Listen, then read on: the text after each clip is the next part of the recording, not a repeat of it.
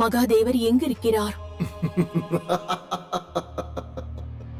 தாங்கள் பிரபஞ்சத்தின் ஆதி சக்தி, ஆனால் பலகீனமாக உள்ளீர்கள். சக்தியற்றவராக உங்களுடைய கணவர் எங்கிருக்கிறார் என்று என்னிடம் கேட்கிறீர்கள். உங்களிடம் உண்மையில் சக்தி இருந்தது என்றால் இந்நேரம் தாங்கள் என்னிடம் யுத்தம் புரிந்திருப்பீர்கள். ஆனால் நான் மற்றவர்களைப் போல் அல்ல. ஆதிசக்தியாவேன். நீ வணங்கும் இறைவனின் மனைவி. அவ்வாறென்றால் நான் உனக்கு அன்னைக்கு நிகரானவளாவேன். ஆகையால் தான் நான் என் பலத்தை பிரயோகிக்கவில்லை. உன் முன்னே எனது அன்பை பிரயோகிக்கிறேன். கூறு கஜாசுரா, மகாதேவர் எங்கிருக்கிறார் என்று கூறு.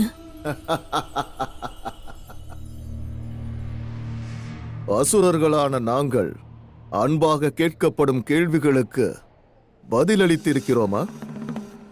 எப்பொழுதும் இல்லை. செல்லுங்கள், அதை கூற இயலாது.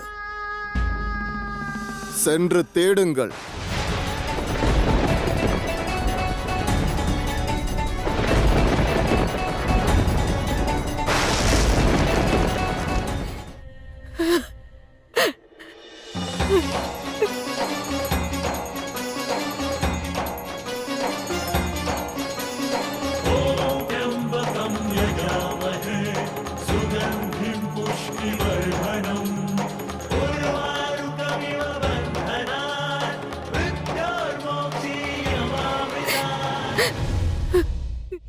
என் மைந்தனை பஸ்மமாக்கி விடுங்கள்.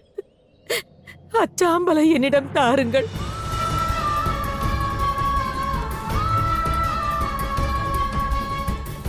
கஜாசுரனின் சவத்தில் ஒரு பாதியையே தகனம் செய்யவிருக்கின்றோம்.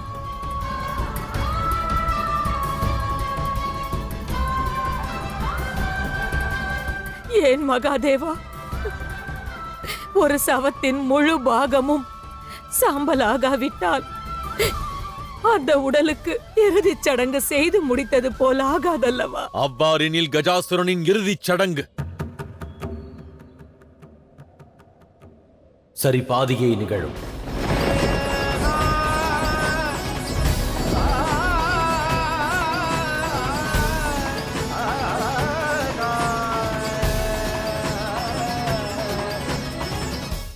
இல்லை மகாதேவா, என் மைந்தனை அவ்வாறு தண்டிக்காதீர்கள். என் உயிரை பறித்துக் கொள்ளுங்கள். ஆனால் அவனை இவ்வாறு தண்டிக்காதீர்கள். வேண்டாம் மகாதேவா. சிவனானவன் முடிவெடுத்து விட்டான். சிவன் மற்றும் கஜாசுரனுக்கான பந்தம் ஓர் பக்தனுக்கும் இறைவனுக்குமானது. அது இவ்வாறே நிறைவு பெறும். கஜாசுரனின் தகனச் சடங்கு சரி பாதி அளவே நிகழும்.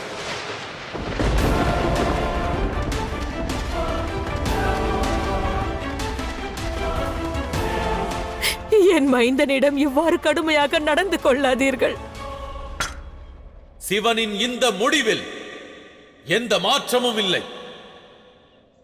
நான் மேற்கொண்ட இம்முடிவை யாவரும் ஏற்றாக வேண்டும், ஏற்றாக வேண்டும், ஏற்றாக வேண்டும்.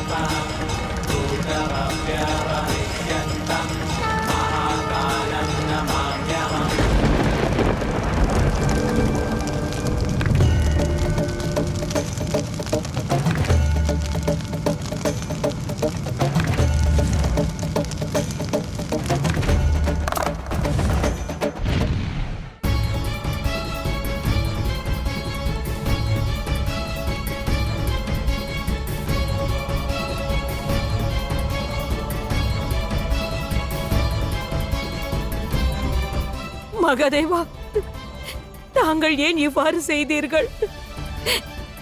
ஏன் எனது மைந்தனின் பாதி சடலத்தை மட்டும் எரித்தீர்கள்? அப்போதுதான் தேவாதி தேவர் மகாதேவர் இப்பிரபஞ்சத்தோருக்கு ஒரு செய்தியை தர இயலும். அசுர குலத்தில் பிறந்திருந்தாலோ அல்லது அசுரர்களுக்கு துணை சென்றாலோ அவர்கள் முடிவும் கஜாசுரனைப் போன்றதுதான் என்று.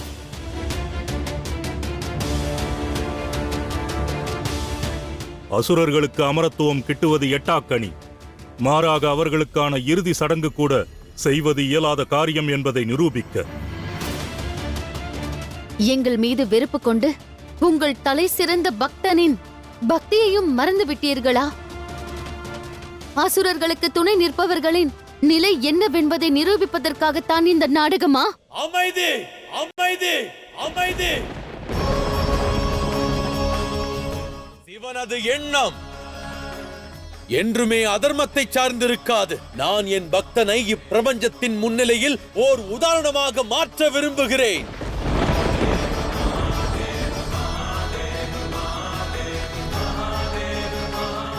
இது தண்டனை அல்ல, இது கஜாசுரனின் இறுதி வரத்திற்கான தீர்வேயாகும். தாங்கள் என் இருதயத்தில் வசிக்க வேண்டும் மகாதேவா. மகிஷி, தங்கள் மைந்தனின் சவத்தில் சரிபாதி அளவே தகனம் செய்யப்படும் என்று உரைத்ததற்கு காரணம் ஒன்றிருக்கிறது. கஜாசுரனுக்கு உகந்ததை நான் வழங்க விரும்புகிறேன். அவனது சவத்தில் ஒரு பாதி அளவையே தகனம் செய்து மறுபாதியை என் வஸ்திரமாக்குவேன்.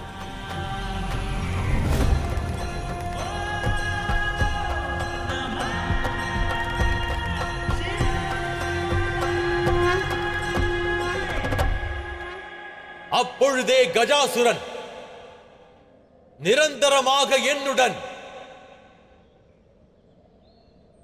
எனது சரீர வசம் இருப்பான்.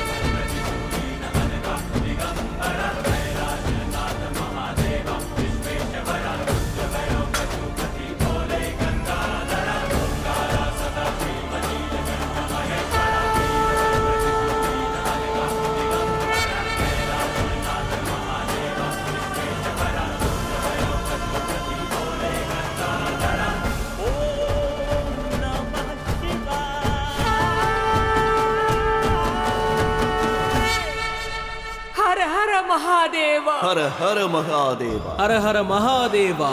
ஹர ஹர மகாதேவா. ஹர ஹர மகாதேவா. ஹர ஹர மகாதேவா. ஹர ஹர மகாதேவா. வேண்டாம் சுக்கிராச்சாரியரே,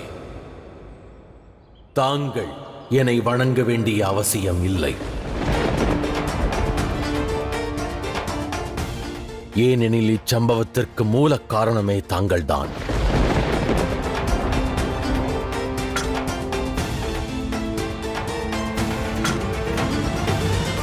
தவறுதலாக சிவனை பிரிந்து தாங்கள் சென்றிருக்கலாம்.